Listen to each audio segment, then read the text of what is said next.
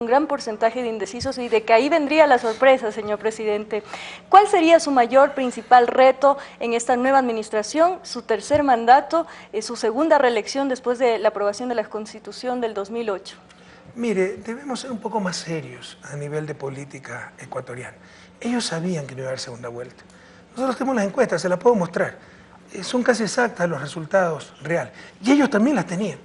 Pero creen que con ese triunfalismo van a acatar un votito, dos votitos, y se pierde mucho más lo que se gana, porque se está mintiendo. Era imposible que 7 candidatos de oposición estén en la segunda vuelta, era imposible. Al menos había 5 que mentían, porque suponiendo que yo no hubiera entrado a la segunda vuelta, solo 2 podían entrar de la oposición, había al menos 5 mentirosos.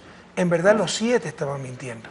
Entonces hay que ser un poco más serios en esas cosas, y si hubiéramos ganado con poco, estaban preparando un escenario como el de Venezuela, que si ganaba con muy poco Chávez, 2, 3%, jamás hubieran reconocido el triunfo de la revolución y la derrota de ellos. Gracias a Dios la diferencia es de más de 30 puntos, pero ya basta. Es mucho más, insisto, lo que se pierde que lo que se gana con esas mentiras y con ese supuesto triunfalismo que atrae más votos, no atrae nada. Y lo que se hace es perder credibilidad e incluso destruir la confianza del pueblo ecuatoriano, porque se le está mintiendo.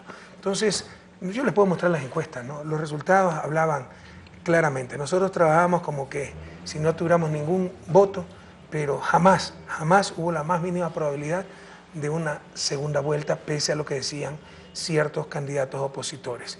El gran reto, consolidar esta revolución, y esa consolidación se traduce más allá de la obra pública en el cambio en la relación de poder. Esa es la verdadera revolución, que aquí manda el pueblo ecuatoriano. Ya manda. Aquí ya no manda la bancocracia, ya no manda la partidocracia, ya no mandan los medios de comunicación, ya no manda el Fondo Monetario, la burocracia internacional, ya no mandan los países hegemónicos, manda el pueblo ecuatoriano. Podemos equivocarnos mucho, pero con eso ya tenemos la ruta hacia el desarrollo. Que aquí sea un Estado popular, no un Estado burgués aparente, en un Estado popular en el que mande el pueblo ecuatoriano. Después de ese cambio en la relación de poder, la dirección ya tomada, ahí viene la parte técnica, y en la parte técnica cada día lo hacemos mejor, pero hay que consolidar ese cambio definitivo en las relaciones de poder, pequeños grupos que siempre nos sometieron, siempre nos pisotearon. Por eso, ¿ustedes qué creen? ¿Que el salvataje bancario es casualidad? ¿Por qué creen que se quejan de los subsidios y no del mayor subsidio de la historia del salvataje bancario? Porque ¿quién dominaba pues en esa época? ¿Sí me explico? ¿Ya? Entonces todo era para el capital, porque dominaban los bancos, dominaban los acreedores del país. Ahora, ¿por qué se quejan tanto? Porque ya no dominan ellos. Pero todavía el cambio no es irreversible. Tenemos que seguir construyendo institucionalidad, preparando nuevas generaciones, concientizando para que este cambio en la relación de poder, el núcleo de la revolución ciudadana, se haga irreversible. Jamás nos vuelvan a robar la patria. Que la patria, por siempre y para siempre, sea de todas y de todos. Presidente, también felicitándole por este triunfo, me gustaría conocer, usted ya lo ha señalado, estos 4 años que se vienen y en base a eso también seleccionó a quien le acompañaría en la papeleta como vicepresidente, son para los sectores estratégicos, para el desarrollo de los sectores estratégicos. Hay proyectos que ya están en camino, otros que obviamente tendrán que iniciar. Refinería del Pacífico, ¿qué pasa, presidente? Es uno de los más grandes proyectos que se han planteado, ¿cómo va el tema de la inversión y cómo avanza? Mire, no acostumbra hacer leña del árbol caído. Uno debe ser humilde en la victoria, humilde en la derrota, humilde en todos los aspectos de la vida, ¿no? Pero ahí están las cifras. Usted ve quienes se oponían a eso, no al petróleo, no a la minería, hablaban en nombre de todos. Están sacando el 2%. Claro. Y ahora verá que seguirán, ¿no?, bloqueando la decisión de la mayoría por el derecho a resistencia. Es decir, si ganaban, había que aplicar lo que decían porque ganaron. Ahora que perdieron, hay que aplicar lo que ellos dicen por el derecho a resistencia. La cuestión es imponer su voluntad, así sean una mínima parte de la población. Basta. Eso lo debemos rechazar todas y todos. No podemos, por un pequeño grupo con intereses muy particulares, probablemente por ahí alguien con recta intención.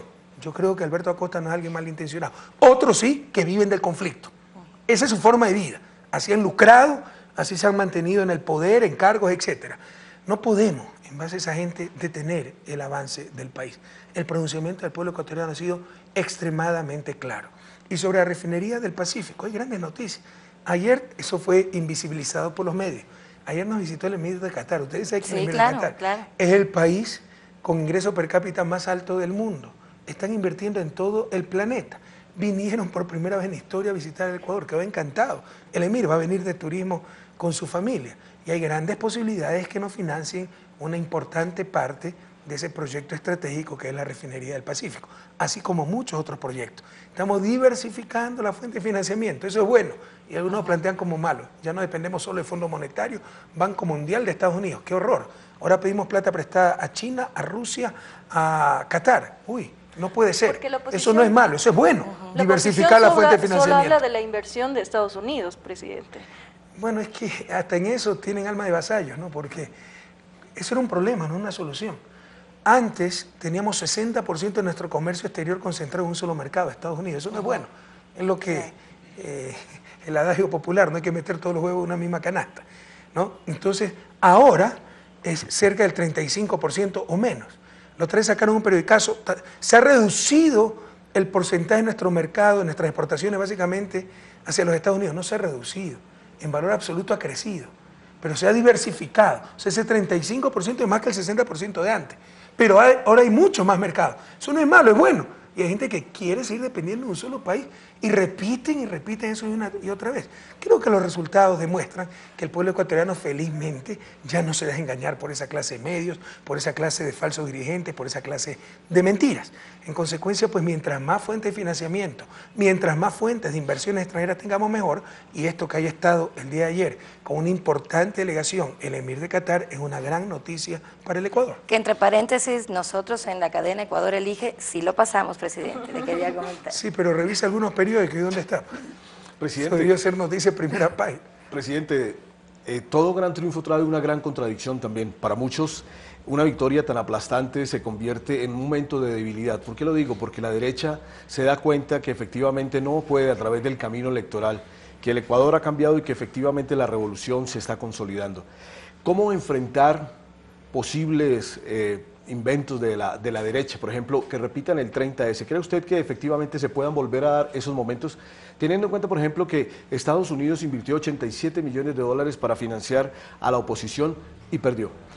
Bueno, eso de los 87 millones es una versión que no ha sido verificada, ¿no? No se puede excluir nada, pero sí vemos más difícil un golpe de Estado como el del 30S. No así, pues, la campaña tratando de destruir nuestra honra, nuestra familia. Los últimos días una campaña tan sucia que es todo un trabajo de inteligencia, o sea, no es algo de un aficionado, son trabajos de inteligencia. Ahí hay traidores a la patria que durante años dirigieron la inteligencia de Fuerzas Armadas, de la Fuerza Terrestre, que se reúnen con presidentes que atacaron al país. Entonces, hay todo un trabajo de inteligencia nacional e internacional para tratar de destruirnos moralmente, nuestra estabilidad emocional, nuestra familia. No lo van a lograr, pero eso tiene que ser rechazado por todo un pueblo. Ya basta haber llegado a tal nivel de iniquidad. Eso le hace más indigna la derrota. Uno puede perder, pero perder dignamente. Pero vea todo lo que publicaron, las porquerías que publicaron los últimos días, para que si no ganaban, aunque sea destrozarnos moralmente, destrozar a nuestras familias, etc. El pueblo ecuatoriano, gracias a Dios, rechazó unánimemente esas intentonas, ¿no? De ahí hay mucho, o sea, todo trabajo de inteligencia, pero inteligencia, ¿no?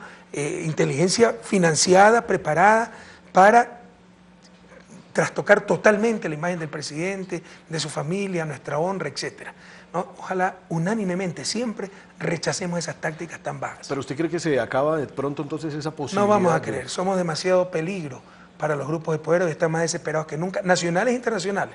Ya nos consideran un peligro a nivel regional. Entonces, recuerdo, o sea, yo creo que el presidente Obama es una buena persona, pero hay grupos de derecha estadounidenses que todavía tienen un primitivismo bueno, malo, blanco, negro. Entonces, si uno no es incondicional de Estados Unidos, hay que derrocarlo o cualquier cosa. Eso va a continuar y debemos estar preparados. Tenemos una pregunta desde estudios con Carlos Ochoa, señor presidente.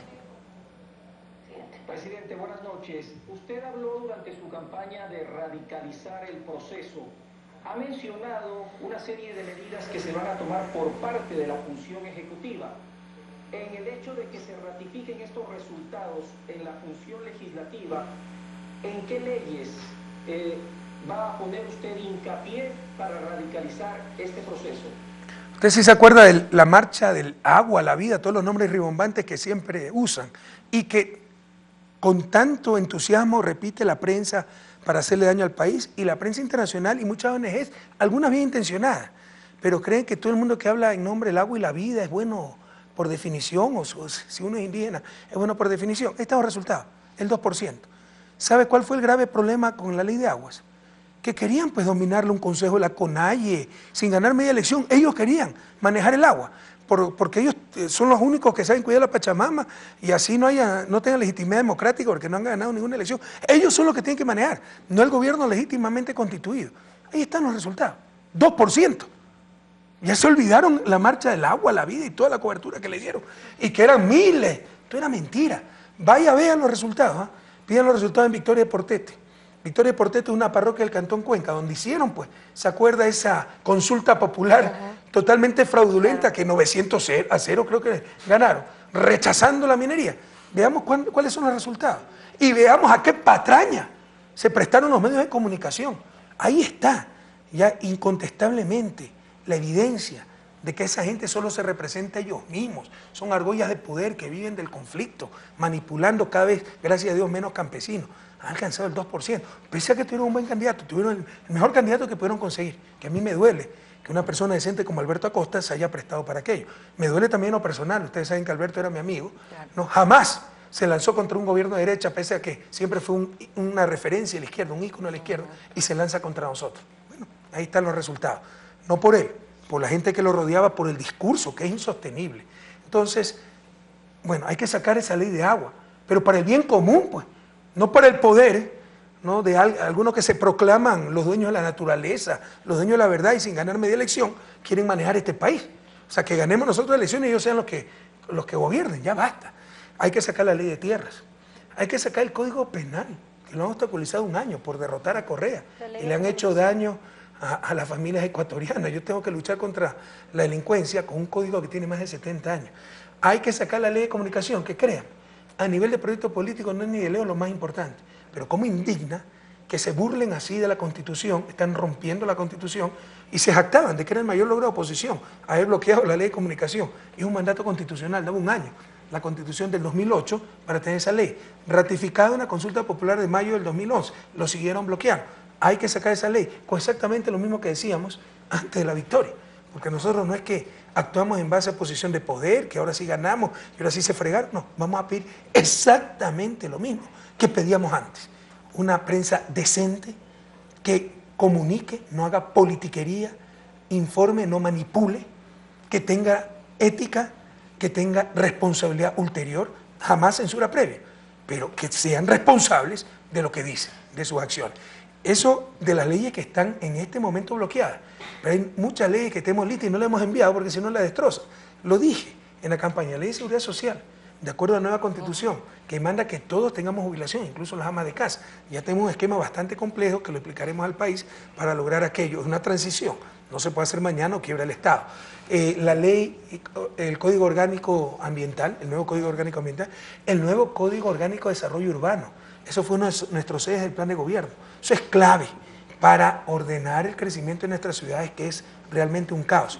La reforma a la ley eléctrica, para que las utilidades de las hidroeléctricas se utilicen en desarrollo local.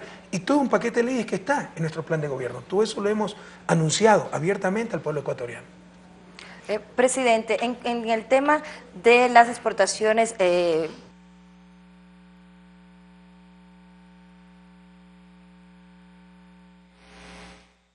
perdemos entonces la señal por algunos momentos de esta entrevista.